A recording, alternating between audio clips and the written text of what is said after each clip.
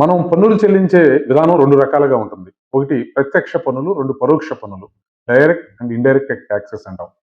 ప్రత్యక్ష పన్నులంటే మనమే చెల్లించుకుంటా ఉంటాం. అది ఇన్‌కమ్ టాక్స్ లాంటిది కావచ్చు, ఇతర టాక్స్‌లు ఏదన్నా ఉంటే ప్రాపర్టీ టాక్స్ ఇట్లాంటియన్నీ కూడా మనమే చెల్లించుకునేటువంటిది ఉంటుంది. ఇండైరెక్ట్ టాక్సెస్ అంటే మన దగ్గర పన్నుని ఆ వస్తువు మీద వసూలు చేసి, లేదా ఆ ట్రాన్సాక్షన్ మీద వసూలు చేసి, లేదా ఆ సేవల మీద వసూలు చేసి, వారు ప్రభుత్వానికి చెల్లించేటువంటిది పరోక్ష పన్నుల విధానం. అయితే ఇప్పుడు పెద్ద మార్పు తీసుకురావాల్సినటువంటి అవసరం ఉంది అనేది నా యొక్క అభిప్రాయం. ఎందుకంటే పన్ను చెల్లించేటువంటి వ్యక్తి ఈ పరోక్ష పన్నుని చెల్లించేటువంటి వ్యక్తి ఆ పన్ను ప్రభుత్వానికి చేరిందా లేదా అని తెలిసేటువంటి విధానం రావాలి.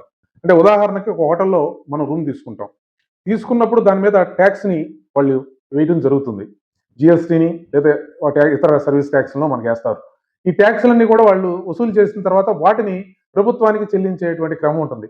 ఈ విధంగా చెల్లిస్తున్నారా లేదా అనేటువంటి విషయం స్పష్టంగా మనకు అవగాహన కలిగే విధంగా మనకి ఒక ఆహ్, పారదర్శకంగా ఉండాల్సినటువంటి విధానం ఉంది అని చెప్పి తెలియజేస్తా ఉన్నాను. అంటే ఇవాళ అన్నీ కూడా టెక్నాలజీ వచ్చిన తర్వాత పారదర్శకత పెరుగుతున్నటువంటి సందర్భంలో కనీసం మొదటి దశలో అన్నా మా పన్నుని ప్రభుత్వానికి చేరిందా లేదా తెలుసుకునేటువంటి హక్కు మాకుంది అని కొంతమంది కన్నా అవకాశం కల్పించాల్సినటువంటి అవసరం ఉంది కోరుకున్న వాళ్ళకి.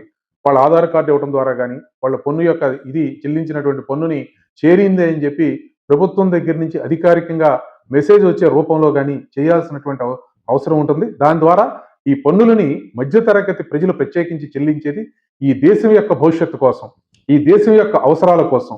అటువంటిది వసూలు చేసిన వారు వారు చెల్లించకపోతే వీరు చేసేటువంటి త్యాగానికి, వీళ్ళ కష్టానికి విలువ ఉండదు కాబట్టి ఖచ్చితంగా ఈ పన్నులని చెల్లించిన సందర్భంగా అవి ప్రభుత్వానికి చేరినవి అని తెలుసుకునేటువంటి హక్కుని కల్పించాల్సినటువంటి అవసరం ఉంది. అదే సందర్భంలో వాళ్ళకి పారదర్శకంగా ఆ సమాచారం అంది వచ్చే విధంగా ఉండాల్సినటువంటి బాధ్యత కూడా ఉందని నేను పేర్కొంటా ఉన్నాను.